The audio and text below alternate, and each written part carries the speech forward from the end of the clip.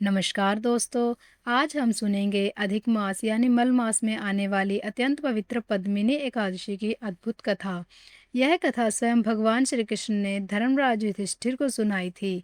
मान्यता है कि इस व्रत को करने से संतान सुख, सौभाग्य और जीवन के सभी कष्ट दूर होते हैं। तो आइए शुरू करते हैं यह दिव्य कथा। प्राचीन काल की बात है। महिष्मतीपुरी में राजा कृतवीर्य नाम के एक प्रतापी और धर्मात्मा राजा राज्य करते थे। उनके पास धन दौलत, वैभव और सुख सुविधाओं की कोई कमी नहीं थी। उनकी कई रानियां थी और राज्य में हर प्रकार की खुशियां थी। लेकिन कहते हैं ना, जीवन में एक कमी सबसे बड़े सुख को भी अधूरा बना देती है। राजा कृतवीर्य के जीवन में भी एक ऐसी ही कमी थी। उनकी कोई संतान नहीं थी। समय बीतता गया लेकिन उन्हें पुत्र सुख प्राप्त नहीं हुआ।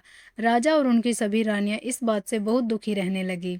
राजा सोचते थे, मेरे बाद इस राज्य का उत्तराधिकारी कौन बनेगा। यही चिंता धीरे धीरे उनके मन को खाने लगी। एक दिन राजा ने एक बहुत बड़ा निर्णय लिया। उन्होंने अपनी रानियों और राज्य की जिम्मेदारी मंत्री को सौंपी और कठोर तपस्या करने के लिए जंगल जाने का निश्चय किया। जब उनकी प्रिय पत्नी रानी पद्मिनी को यह बात पता चली तो उन्होंने कहा, स्वामी, पत्नी का धर्म पति के साथ हर परिस्थिति में रहना होता है। मैं आपको अकेले नहीं जाने दूंगी। रानी के प्रेम और समर्पण को देखकर राजा उन्हें मना नहीं कर सके। दोनों वन की ओर निकल पड़े और गंधमादन पर्वत पर पहुंचकर भगवान की कठोर तपस्या करने लगे। दिन बीतते गए, महीने बीत गए, फिर साल भी बीत गए। राजा ने कठोर व्रत और तप करना शुरू किया। समय इतना बीत गया कि राजा का शरीर कमजोर होकर केवल हड्डियों का ढांचा बन गया। लेकिन फिर भी उन्हें कोई फल प्राप्त नहीं हुआ। अपने पति की ऐसी हालत देखकर रानी पद्मिनी का हृदय टूट गया। वह बहुत चिंतित रहने लगी। एक दिन उन्होंने सोचा, अब कोई दिव्य मार्ग ही हमारी सहायता कर सकता है। तभी उन्हें महान पतिव्रता देवी अनुसूया का स्मरण हुआ। रानी तुरंत उनके आश्रम पहुंची और विनम्रता से बोली, हे माता, मेरे पति वर्षों से तपस्या कर रहे हैं लेकिन हमें अभी तक संतान सुख नहीं मिला। कृपया कोई उपाय बताइए। देवी अनुसूया ने ध्यान लगाया और फिर मुस्कुराते हुए बोली, पुत्री, हर 32 महीने के बाद एक विशेष मास आता है जिसे अधिक मास या मल मास कहा जाता है। इस अधिक मास के शुक्ल पक्ष की एकादशी को पद्मिनी एकादशी कहते हैं।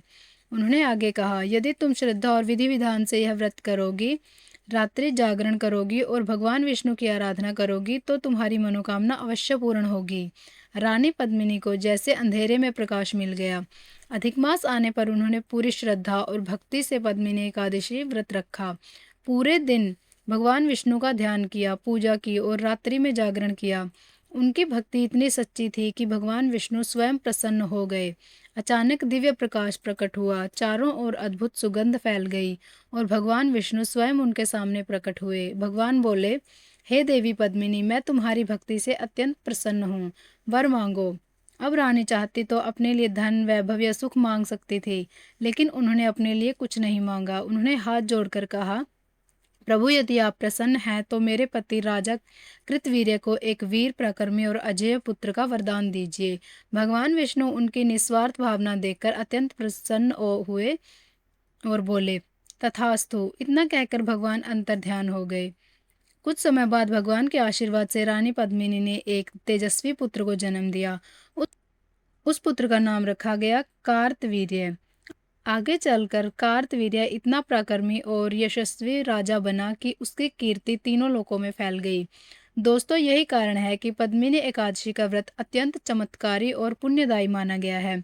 कहा जाता है कि जो भक्त श्रद्धा से इस कथा को सुनता या पढ़ता है, उसे अनेक यज्ञों और तीर्थों के समान पुण्य प्राप्त होता है और अंत में भगवान विष्णु के धाम की प्राप्ति होती है। अगर आपको यह कथा पसंद आई हो तो वीडियो को लाइक करें, शेयर करें और चैनल को सब्सक्राइब ज़रूर करें। जय श्री हरि विष्णु।